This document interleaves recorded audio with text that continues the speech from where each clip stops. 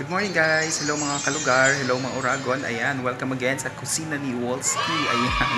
So, na-miss niyo ba ako guys? Ayan, na makita sa video. Ayan. Ipagluluto ko kayo ulit ngayong araw na to. At ang aking lulutuin ngayong araw is sinigang na maya-maya. Ayan. Ipapakita ko sa inyo mamaya kung paano siya gawin. At alam ko yung iba alam na to.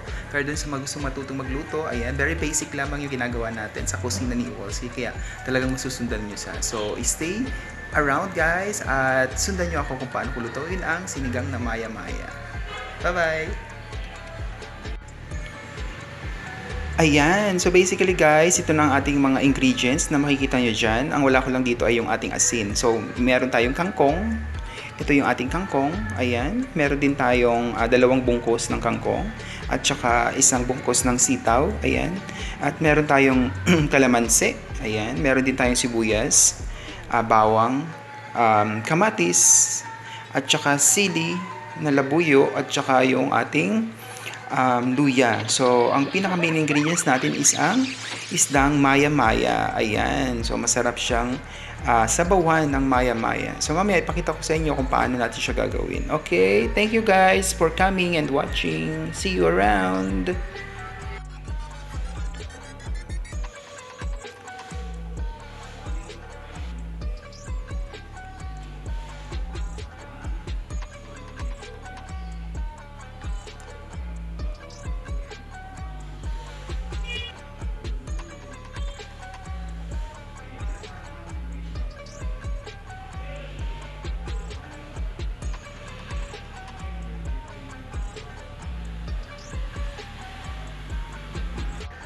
Ayan guys, i-process na natin sa pag-prito ang ating maya-maya.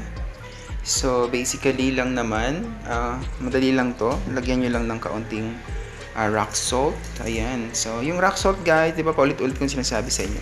Mas masarap siya sa pagluto ang rock salt. Pero meron pa rin isa naman yung iodized salt. Maganda rin yun kasi meron siyang iodine. It's very good for the health din.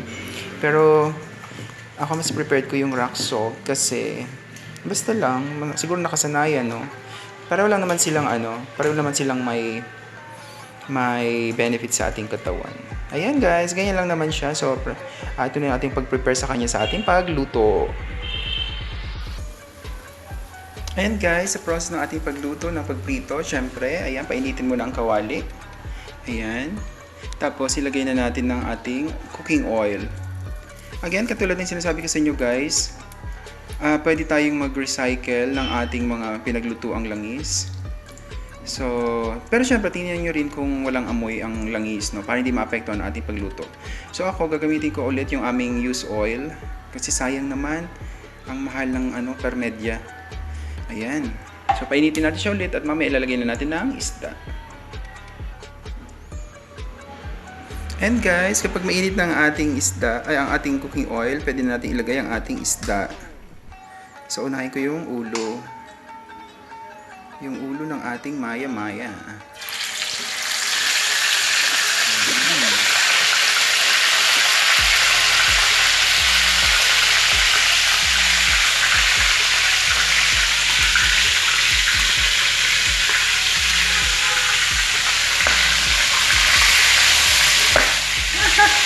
So, ingat lang guys ha, kasi minsan pumuputok-putok ang ating mga nilulutong isda. Ayan, ganyan naman siya guys, pipirtuin lang natin ito lahat.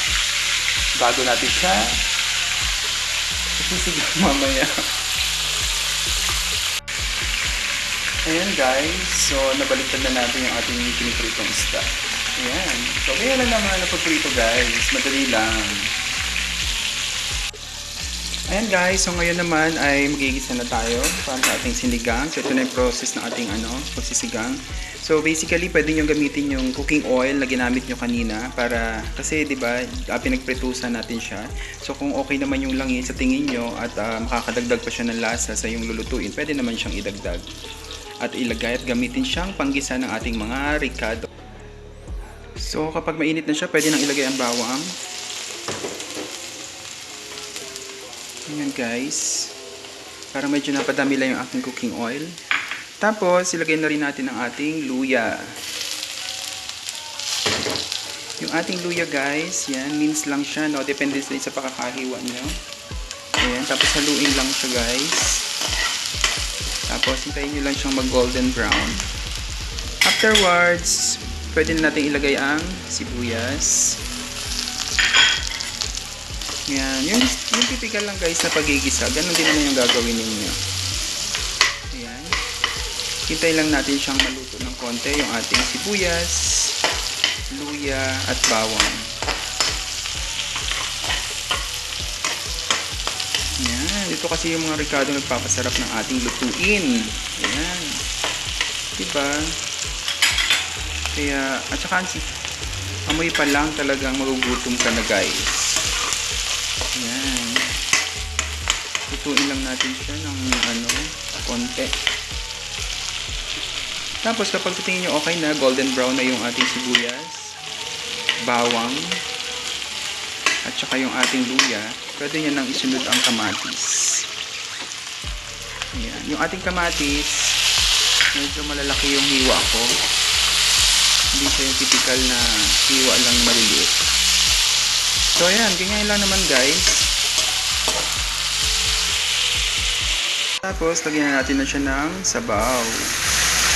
So depende na sa inyo guys kung gaano kadami yung sabaw na ilalagay nyo ha. Kasi dito sa amin mahilig yung mga kasama ko sa maraming sabaw. Kaya medyo marami yung lagay kong tubig. So ayan, hintay lang natin siyang kumulo mamaya. Tapos after nyan, ilalagay natin ang mga gulay na ating mga sangkap.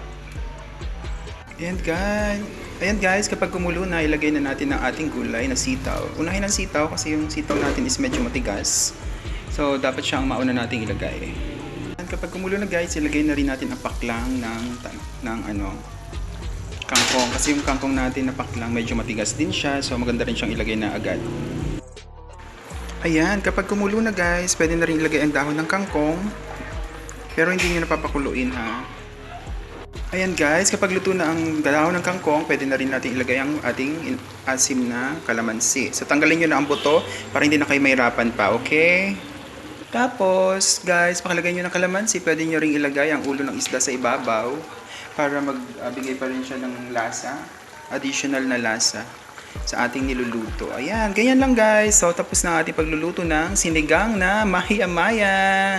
Thank you guys for watching. Stay safe. God bless us all. Bye-bye!